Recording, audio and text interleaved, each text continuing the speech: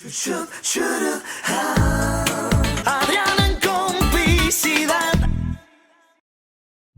¿Qué tal? Bienvenidos. Soy Adriana Calhoun. Es un placer enorme saludarlos y estamos en AC Show Let's Talk con una de las mujeres que es una verdadera líder, pionera, pero además Houstonian, que no solamente ama Houston, conoce a Houston de la A a la Z. ¿Por qué? Porque ha sido la única persona en la historia de Houston, escuchen nada más, que ha ocupado 3 cargos municipales y como concejal, controller y como alcaldesa. Ah, sí, señor. Pero además ha sido reconocida dentro de las mujeres más influyentes del país. Hoy le damos la bienvenida a ANNISE Parker. Welcome to AC Media. Thank you. It is a pleasure to be here with you today. Well, we are so excited because you are a pioneer. You are a truly leader. We know what you did for this city, and we will talk about that. But first, we want to know, who is ANNISE Parker? I was born in Houston. My parents were born in Houston. I think I'm a 5th-generation Texan, and I grew up out in Spring Branch. When I was a child, the Spring Branch area of Houston, it was cows and horse pastures. We were way out in the country. So I had the benefit of a rural upbringing right next to the big city. And really, the greatest honor of my life was to represent my hometown as mayor. But I spent my entire adult life working in Houston and as part of the growing city. And I've seen it change so much. What is that feeling? It's exciting because this is one of the fastest growing regions in the country. But the big change in my lifetime is how international Houston has become. The huge increase in the Latino population, but also the international population, that you can spend a day in Houston and speak nothing but Spanish. That's almost a given in Texas. But you can spend a day in Houston and speak nothing but Vietnamese or Korean or Chinese, even Hindi. That is what is making Houston so amazing to me now. And you see the change, and you feeling that too. You been mayor during 2010 and 2016, yes? Through the end of 2015, so 6 years. 15. And during that time, that was exactly during the time Houston became the 4th largest city in the United States. What happened at that time? We've been growing for a long time. And in fact, I think we were the 4th largest city for some time before that. But that was just the census happened and you get the official, the new data after 2010. And we were just recognized. But one of the things that happened when I was elected mayor is that suddenly the rest of the country started paying more attention to Houston. I was a non-traditional candidate for the city, being the first LGBT mayor of a major American city.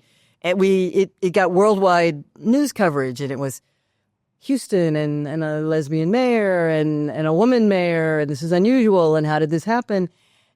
And it was an opportunity for Houston and Houstonians to show out and to say, whatever you may have thought we're this amazing, dynamic, global city that gets stuff done. And I was simply a part of that culture that was growing here in Houston, and I got to take advantage of it, but I also got to talk about it to the world. Was tough that time? You have a lot of pressure about, like, be quiet, don't say anything, because it's very conservative. I have been an activist since I was in college, and I went to college here in Houston. I went to Rice University. I'm a politician. By the time I became mayor, I'd already been elected 6 times citywide. So voters knew me. They knew who I was, and they sort of had a little bit of my backstory, as we've talked about today. But being mayor, Alcaldesa, is very, very different. You are the face of the city. You're the voice of the city. I don't know that I could have been elected without having spent time in those other positions, because it gave Houstonians an opportunity to get to know me, and we kind of grew up together. That's true. But be open about LGBT plus. Be open with the world. Is be honest with yourself. Yes. And voters respect that. Exactly. They want, even without getting too political right now, I mean, you see what's happening. Donald Trump is in the White House because voters believe he is authentic. I don't happen to believe he is, but many voters do. And that conversation where voters say, "Oh, you understand my life." It's not that voters don't necessarily want to know who you are. They want to know that you understand who they are, and you understand the pressures they have in their life, and they want you to be honest with them. And even people who dislike me or don't approve of something about my life, they respect that I'm open and honest and that I will tell them the truth. And every politician develops a brand, and my brand is, you may not like what I say, but you can believe what I say. And it's not these times, as we are talking about, what's tough to talk about that. Most people quiet about it, and you open about that, and immediately the community embrace the message. And also, you work with the minorities. Yes. And tell me about this program, because that is fascinating. Oh my gosh, I remember that the news when you start to focus in the minorities groups, and with the program like building new areas for that specific communities, like they needed, like more schools, but very specific about the district and the centers. The program, the name was Pay. So there were a number of initiatives. One of them that I created was Hire Houston First, that we needed to look within and make sure that small businesses from all parts of the community had an opportunity to do business with the city, with government.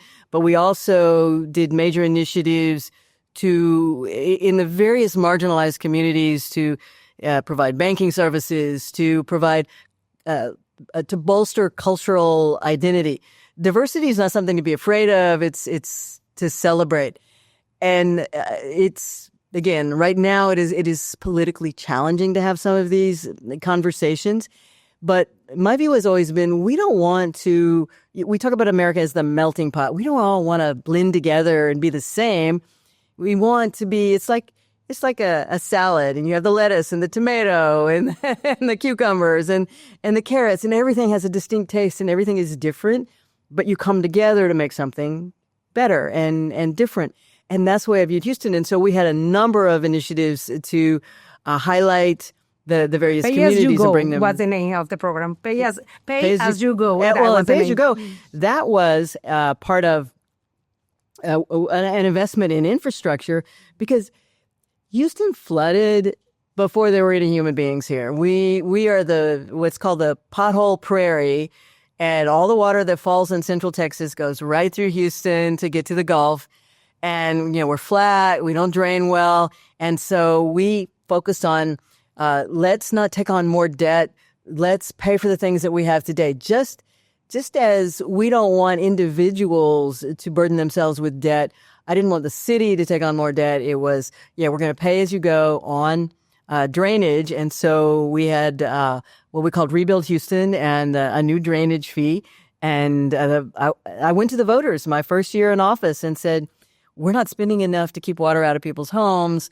Will you let me spend more? And they said yes. It's that reasoned conversation, adult to adult, that I think is the key to really successful governing. Which one was the tough challenge during your administration? They're all big things. I mean, governments are charged with doing important things. If they could be done by individuals, we wouldn't need the government to do them. But city government is about it's fresh water and trash pickup and having sewer lines and it's potholes and roads and flooding and drains, very basic stuff. But there's never enough resources to go around, and so it's always about where do we need to put those resources. And having grown up actually in it's very. I will never say that I grew up. We weren't poor, but my dad always worked at least 2 jobs, and my mom worked the whole time I was growing up. So we had, there were always, the. And your mom working what? She was a bookkeeper. Oh, okay. And your dad? And my dad did a little bit of everything. He even threw a paper out when I was a kid, just again, extra income to make sure that we had food on the table and enough to How many to go around. Brothers and sisters? There's just 2 of us. It's a small family. Okay, but expensive because kids are expensive. Kids are expensive.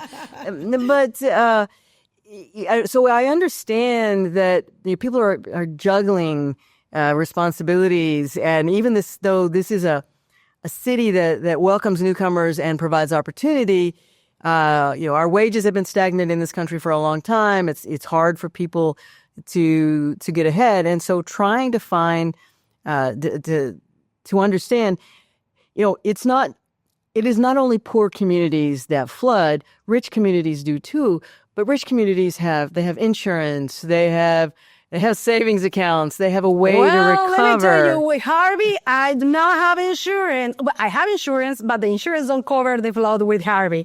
But there's so many people who don't have that, and what happens is the people who have nothing, they get pushed out the bottom, because if your home is flooded, you can go and you can maybe you buy down or you rent for a while you fix things out. They don't have the recent Kinder study in Houston showed that most Houstonians don't have $400 in the bank for an emergency if their car breaks down. So those are the kind of people you always have to be thinking about long term. You can't provide everything for them, but you have to be aware that when you make decisions as a city, what is the impact going to be on those people?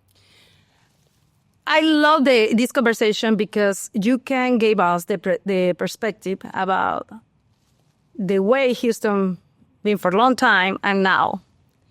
What is the it was kind of a sleepy southern city that the population it was white and black, but now it is a majority. Diversity, it is diversity, but it is a minority city. But the largest minority is the Latino population from all over the world. What happened with Houston? What Houston had in your vision? What do you think Houston had? Because right now, everybody wants to come here. And it's not only for taxes. It's quality life. It's family time. Something maybe is easy for us to talk, but in these generations are different. Because in our time, we have a specific time for sitting on the table and talk with the kids. But right now, everybody's in the rush. What do you think Houston still have it and offer for the rest of the world? Because our community is international community. So Houston is a city that probably shouldn't exist the way it does. And it certainly shouldn't be the 4th largest city, and probably by the next census, the 3rd largest city in America, because nobody discovered oil here, believe it or not. Nobody discovered gold here. It was always a city of trade. Houston really didn't exist until 1900 hurricane wiped out Galveston, and the businesses moved inland. The railroads came through Houston to get to Galveston. Galveston was the big city, the port, and it was almost wiped out. Houston's 50 miles inland, and this was the railroads came here. Spindletop, where oil was really, the oil industry was created, near Beaumont. It's 100 miles away. We were the closest place to bring to the railroads. We were a port. We were a trade city. And so we always had a bit of an international flavor. But our secret sauce was the ability to dream big and then do it. The Houston Ship Channel was transformative. It's more than 100 years old, but the fact that Houston is the largest foreign port in the United States, and we're 50 miles from the ocean, and we were never, this is not a harbor, this was a little river, Buffalo Bayou, that they dug out to create the ship channel. That kind of big thinking. So we're the ship channel. We are NASA and aerospace. That was the other big leap forward, that they decided to put the home of human spaceflight, here in Houston. Now, there's a lot of politics around that, but those two things were probably the most transformative events in Houston's history, because, and then the fact that we became the headquarters for oil and gas. Oil and gas is international. The trade, the shipment, international. Even the space program, international. You're bringing in engineers and the best and the brightest from around the world. But the other thing is, we don't have zoning, so things can change really rapidly. There's some bad things about not having zoning, but I've become a convert to it. Has kept our housing prices lower. It's becoming more expensive to live here, but it kept our housing prices lower. There's a fluidity there, and we're close enough to Mexico. We're close. Houston is the biggest port for. We do more trade from Mexico than all the Mexican ports combined. Flow of goods. And then Louisiana is not very far away. The Mississippi River, the ports in New Orleans. We're sort of in the right place for all of this to happen and flow through us, even if it didn't start with us. And we've taken advantage of that. And then, for whatever reason, we've been a welcoming and open city to newcomers. We were joking a little bit before the cameras came on about you can become a Houstonian the day. I was born here, but it really wouldn't have mattered, because we don't ask where your people, who your people are, or how long have you lived here. If you say you're a Houstonian, I believe you, and it doesn't matter what accent or what language you say it in. And there are very, very few places in the world that happens. Well, right now it's a different situation right now. Now with this, what do you think about what happened right now? And how that diversity is under attack at the federal level, but it's across the country. The fact that we have been open and welcoming to immigrants and always cooperated, whether they were documented or not. That is affecting everything. That is affecting every city. And it's not a matter of what Houstonians want or Houstonians believe. It is about the federal forces imposing things on us down here. And we've been trying to navigate through that to try to keep that piece of we're open and welcoming and diverse, while the federal government threatens to, and the state government threatens to withhold, critical funds to. We don't want National Guard troops here in Houston the way how they have been sent to Seattle and Portland and Chicago, all on false pretenses. We don't want ICE dragging people out of their homes. These are our neighbors. We've always understood how important the immigrant community is to the day-to-day life of Houstonians, and also the industries that live here. Do you think the local authorities are handling correctly the way react the federal orders? That's a difficult question. So first, let me say that I am not in office. I have been out of office for 10 years now, although I'm seeking office again. But so I don't have any authority in this, but I do watch and have a lot of relationships in local government.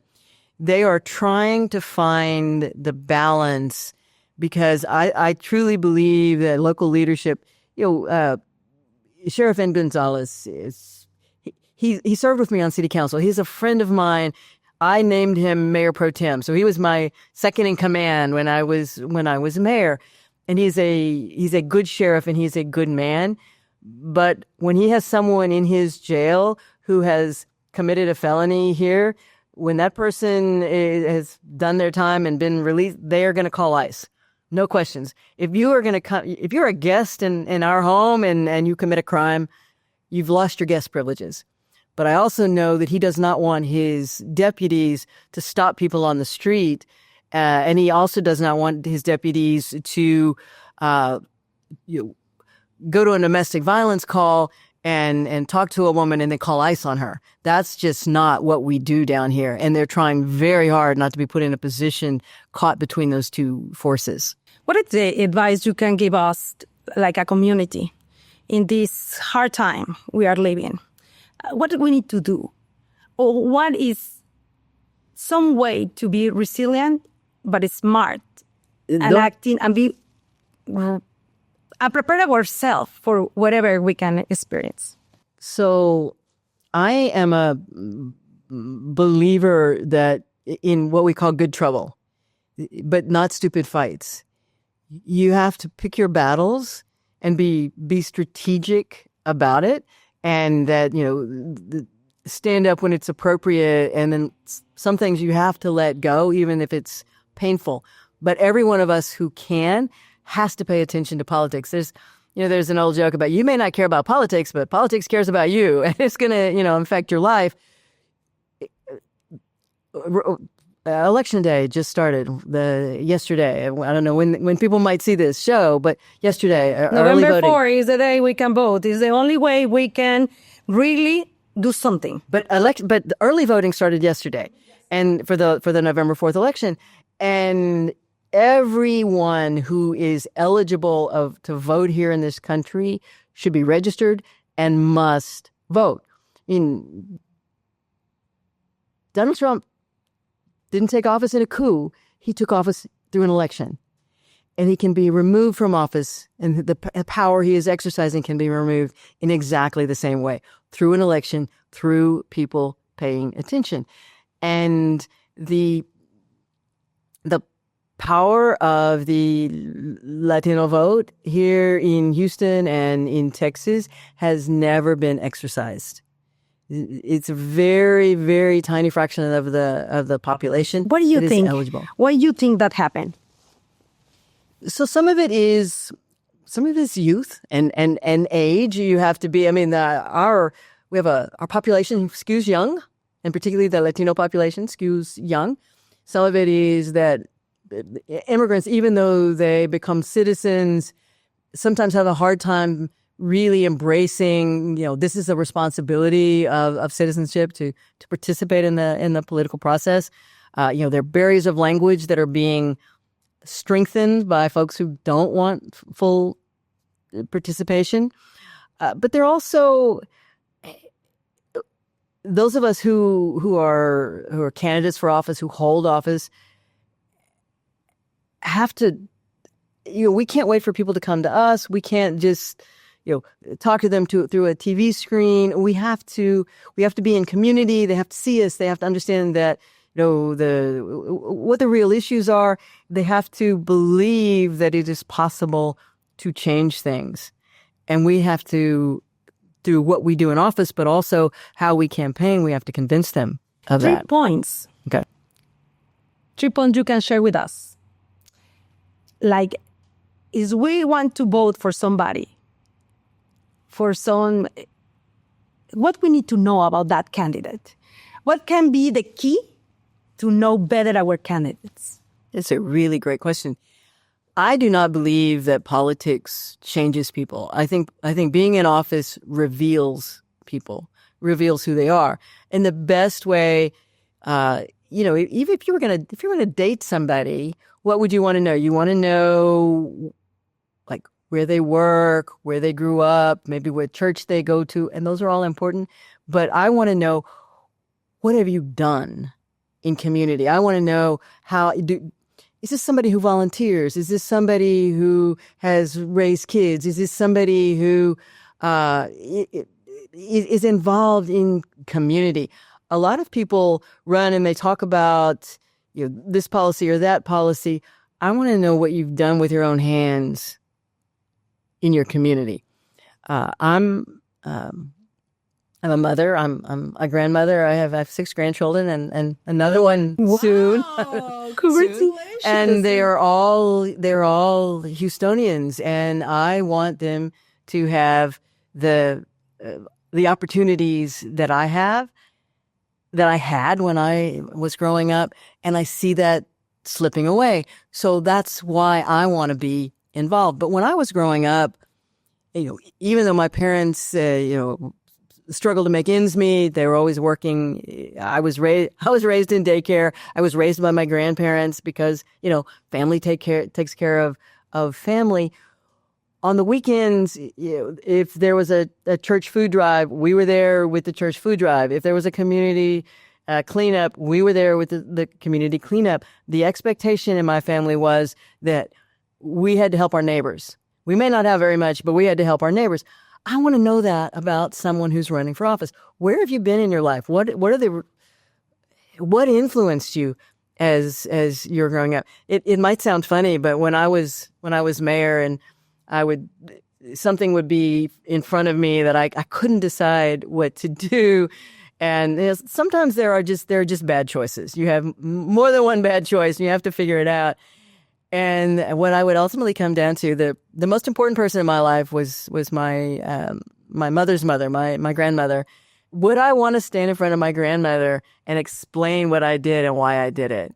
And if I didn't want to do that, and she's long gone now, if I didn't want to do that, I shouldn't do it. I want to know who your influences are. And it's very easy for people to say, oh, I pray over it. And that's now become like to hold people off. Okay, I understand the power of prayer. I was raised in the church, but what have you done to change things? You may pray for guidance, but then you have to take that guidance and do something with it. And let us ask people who want our vote and really look at them. Where have they been? I'm sorry. I knew who Donald Trump was the first time I saw him speak, and he didn't change in office. He is who he was. Now he's been empowered in office. And so that, listen, watch, and know where they came from. You mentioned I can't help being too political, but no. But where we are in the political every day right now, it's before maybe you have the choice to decide if you want to be involved or no. But right now, everybody's involved. The kids, my daughter, 17 years old, she's every day talking with me about politics. Mom, how this can be? Or mom, no, how this happen? And hey, the information is there. We only need to face that. And say, okay, this is a difficult time.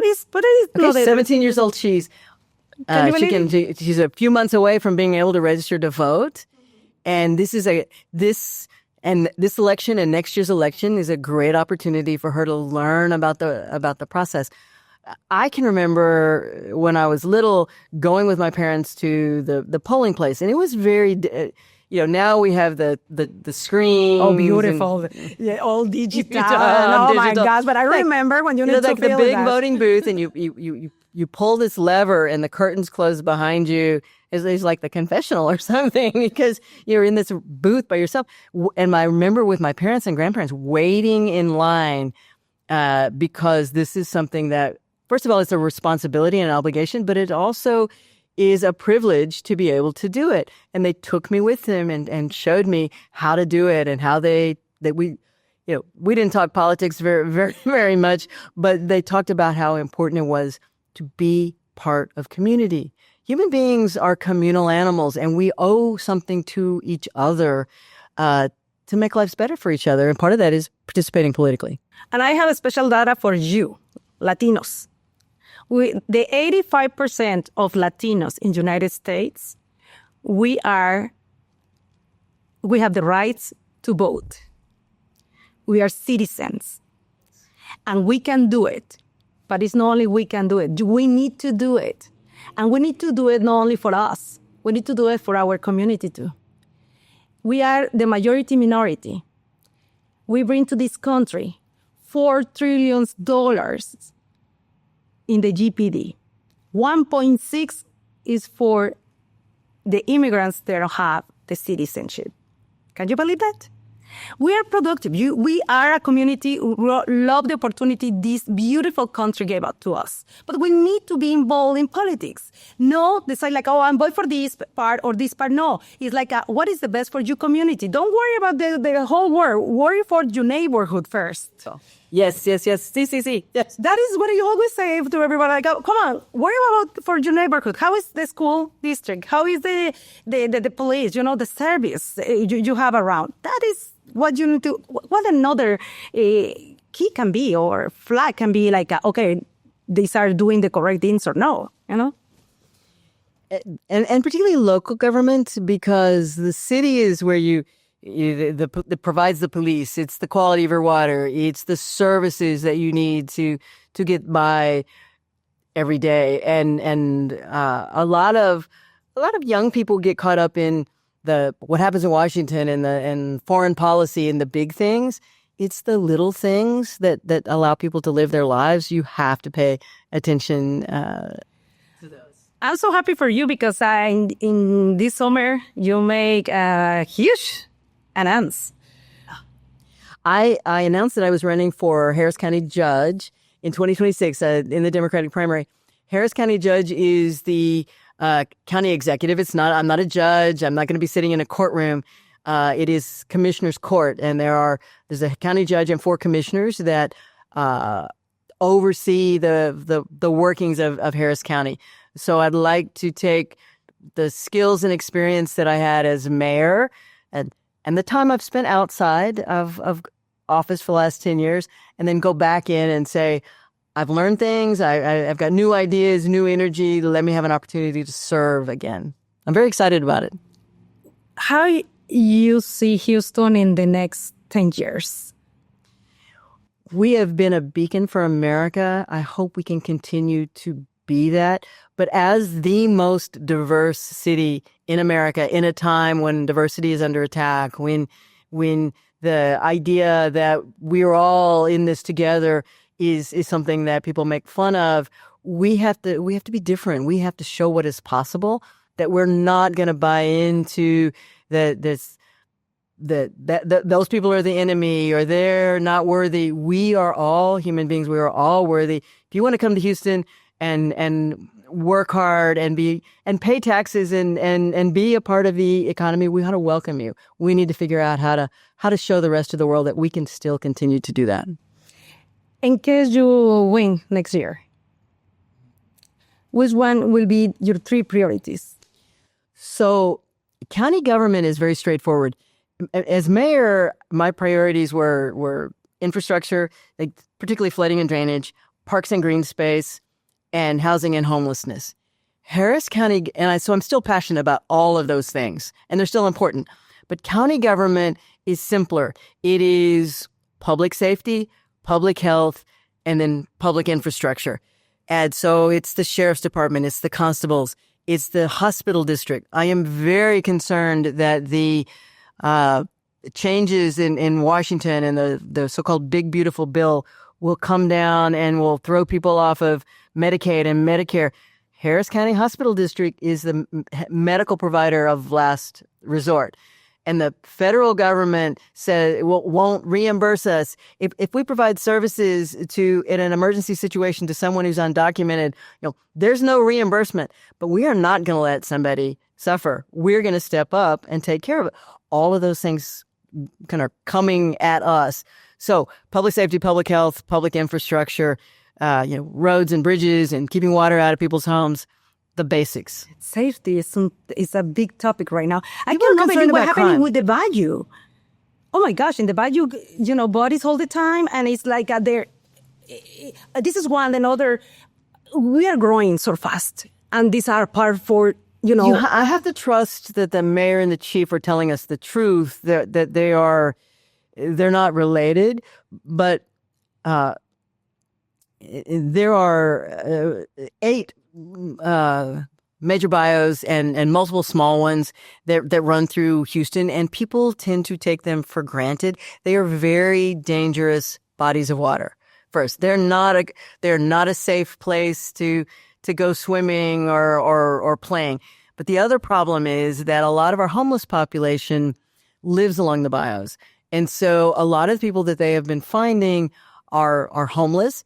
And to be quite blunt, I mean, sometimes it's substance abuse. They just, they're taking drugs and they go into the water. But also, if someone dies in a homeless encampment, they don't want trouble. They kind of throw them into the bio. So there's all sorts of reasons that people end up there.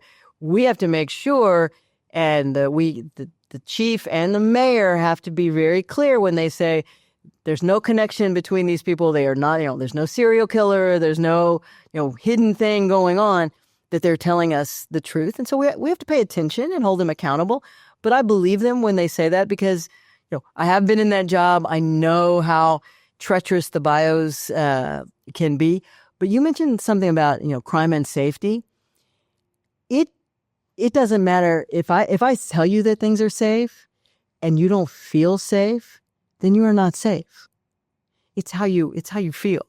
And so we have to work really hard, and I intend to work very hard as county judge to make sure that public safety is the highest priority, and that people understand that we are doing everything possible, whether the crime rates are going up or crime rates are going down. We have to feel safe in our homes, in our communities.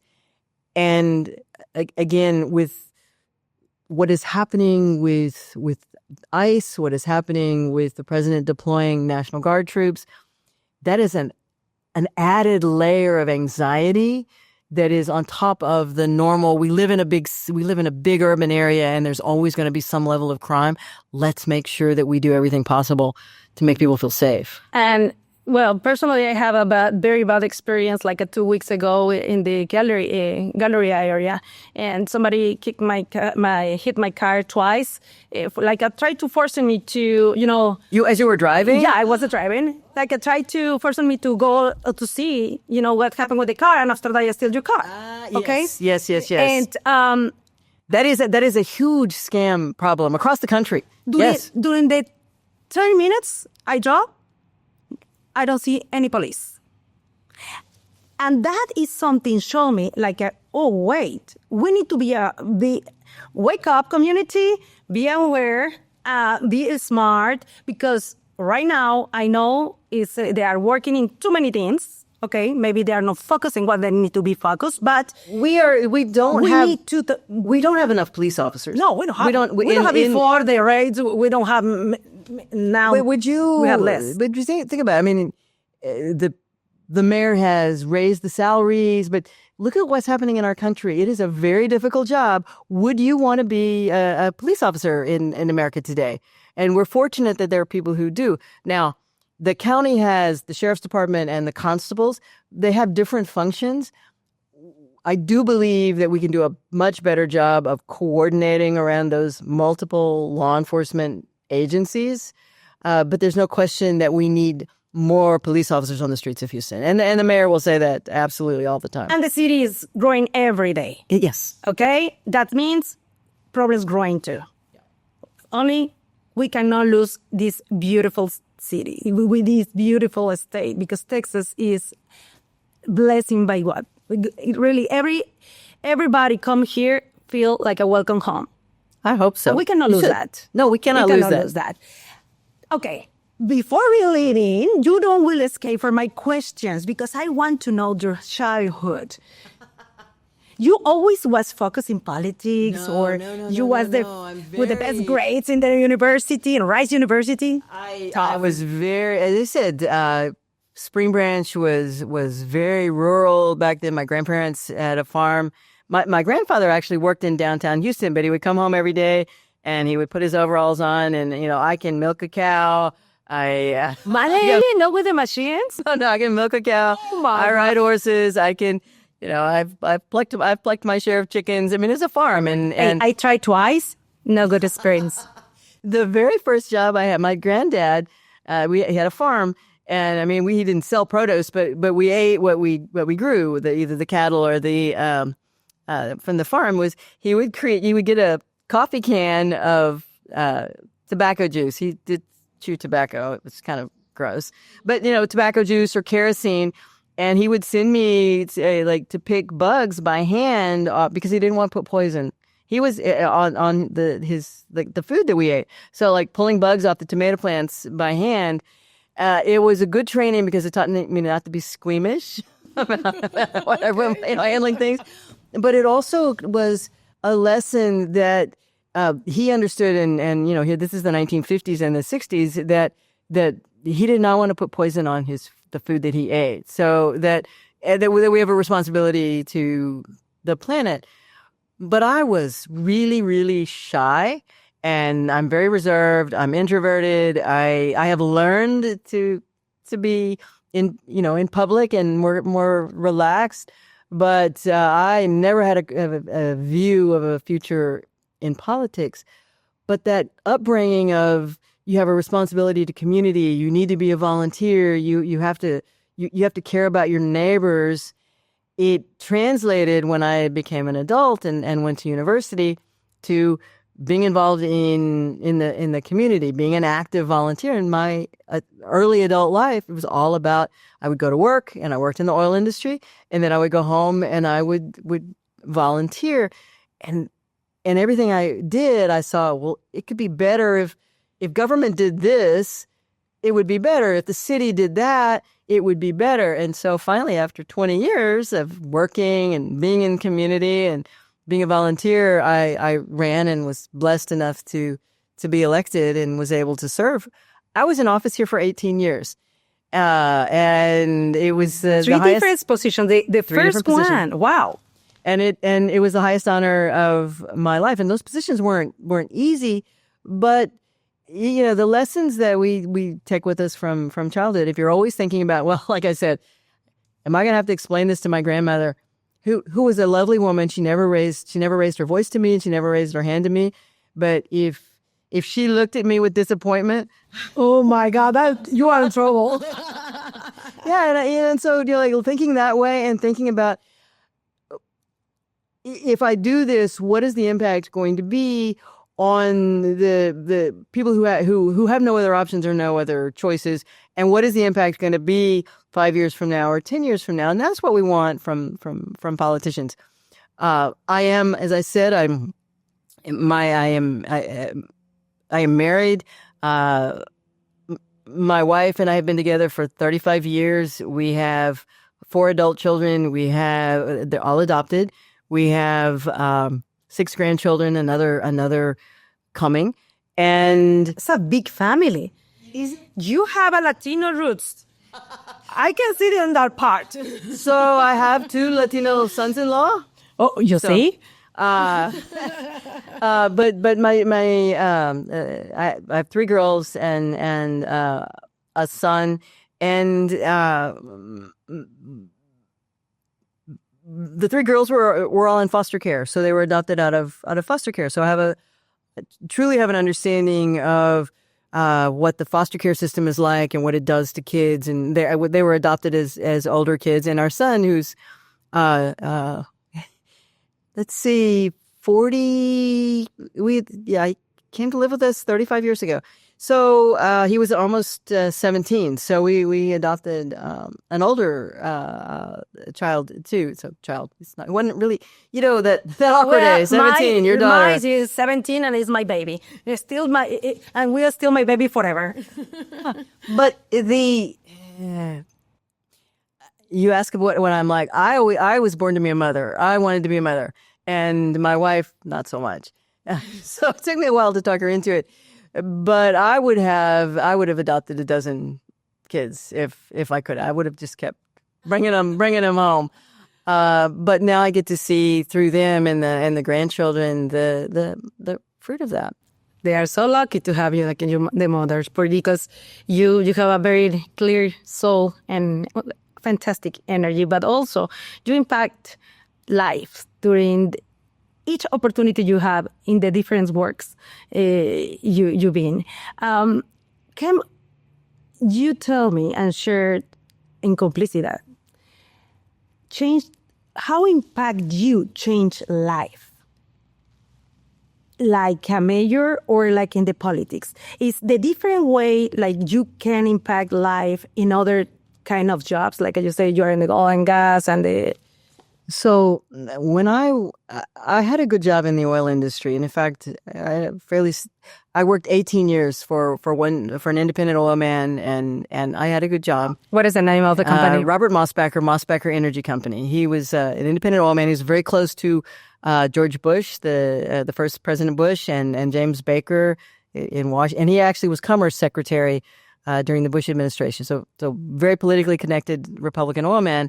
And but I worked to support my volunteer habit. I worked so that I could do the things in community that I was passionate about. And as mayor, I affected the lives directly of 2.1 million people. I could get up every day and do something that would impact their lives. But you don't have to be in office to have an impact on the people around you. I keep coming back to, I think we all have a responsibility to engage and to volunteer. And I don't care if it's, if it's through your church or your synagogue or your mosque or your PTA, we have to be engaged in community. It is one of the responsibilities of living in community with each other. And you can have profound influence in those organizations. I know I'm sitting here, and I don't know if it's appearing on screen, but some of the awards that you have for the work that you've done in documentary filmmaking. You wouldn't be doing, I mean, yes, it's nice to win an award, but you're doing a documentary about human trafficking because you know how lives are destroyed through human trafficking. And that film, when people watch it, it changes hearts and minds. There's lots and lots of different ways to influence the world around you. It doesn't have to be through politics, but everyone has a responsibility to pay attention to the politicians and what we're doing to make sure that we go in the right direction. And that is a fantastic point, because everybody at home can impact another life, for sure. And I always say, we need to start in the house, in home. Who needs it? We know is we have somebody they are a strangler in some issues. Hey, why would you don't help in the way you can? Okay, we cannot save the world completely because we will feel a lot of frustration. But we use our talents to impact life and make their life better. To me, that is the principal award. The rest it's okay. I will tell you, help you in too many ways, but not the ego. Help you to have more opportunities. In this case, with independence, for companies, trust my company, we are somebody really care the community and doing something for the community. That is for us, this help, the confiance. But the way when we did the human trafficking that you mentioned, I'm so exciting and happy to tell you they closed the 2 places we went inside the 24-hour massage salons. They closed this year. Good. That story don't won an Emmy, but won the principal award. Changed the 15 girls' life. That's something. But I'm sorry, I have passion for that. No, that issue, and homelessness and gangs and human trafficking. Because now after you can retire and see, I will have. I am retired. I'm going to Cancun and I'm going to Italia or wherever. No, next year I want to still tie with my community. I'm gonna. When I was in college, my parents actually were living in South Carolina at the time, in Charleston, South Carolina. And I graduated high school. They moved there, and I graduated high school in Charleston and came back to Houston to go to Rice. This was right after the Vietnam War and when the fall of Vietnam. And my parents were a host family for a Vietnamese couple and their 2 children. They moved into my bedroom that I vacated when I came to Rice. And watching my parents make the decision that, again, not a position on whether the Vietnam War was right or wrong, but America made a commitment to these people, and we as Americans, we're gonna be a part of that. And then later they also were the family, the Vus, came and lived with them for months, and then moved out, and then they had a Cambodian couple move in. Again, that how we raise our children, it's not what we say to them, it's what we do. And my family, I had great examples of that commitment to other people. When my dad died a long time ago, but my mother died a few years back, and the very small service in Charleston, and I called the Vus, who my mother was still close to, and they dropped everything and flew across country. And I thanked them for being there. And they said that, but my parents gave them an opportunity at life.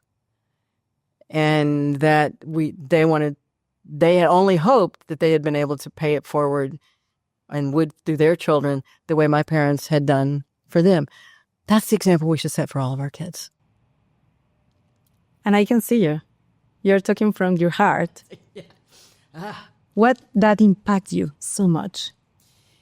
Again, this is a family that my parents did not know them. This was not there's not a particular a reason or a connection to do. I know them, like many of the soldiers have stepped up and said we have to do the right thing for people who were translators in Afghanistan, and I understand that, but this was not something. I mean, my parents, they didn't have that personal connection. It was, we have a responsibility as Americans to uphold the honor of America, and this is why we're going to do this. What is being American for you? Unfortunately, it seems like a lot of people have forgotten it.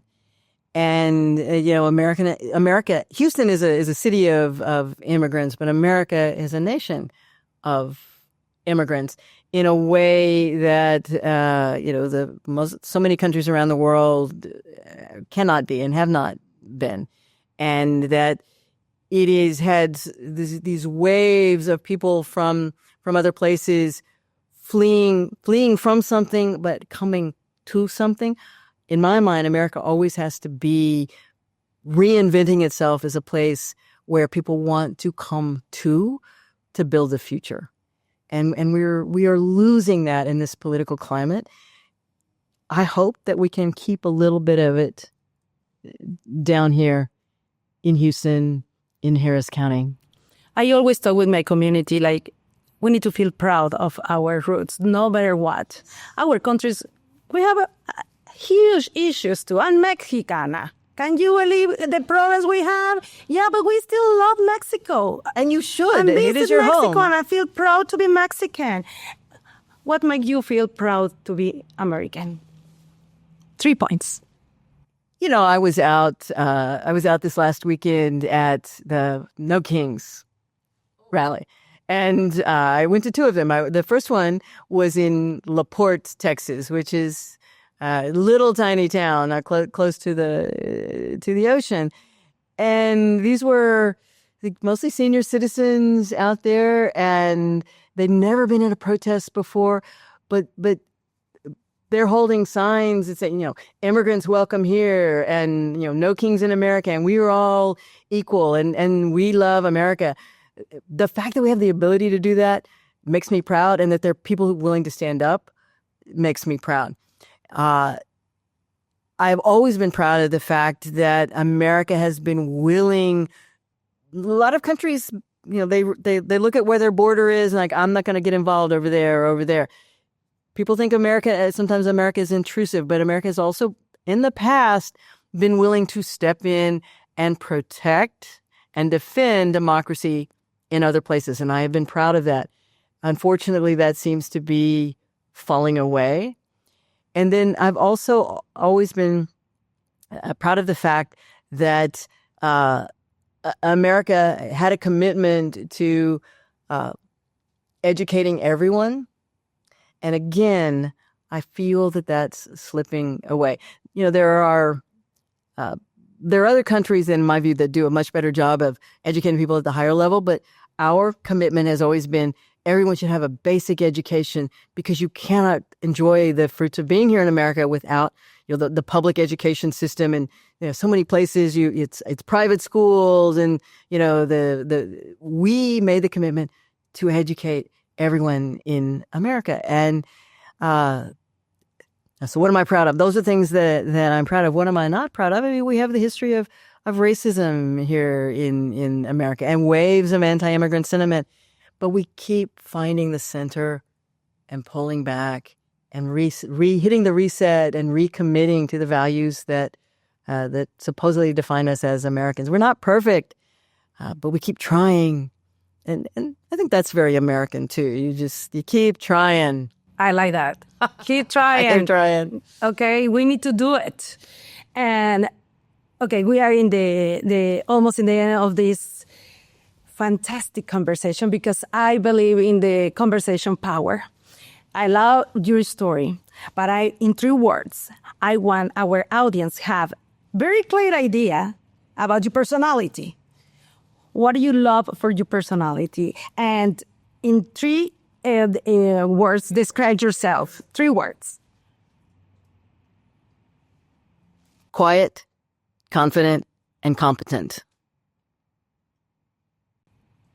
How you want the people remember you and your leadership? Never afraid of the right fight. Wow. But it has to be the right fight. I'm careful, but I'm not afraid. I've never been afraid in public office. And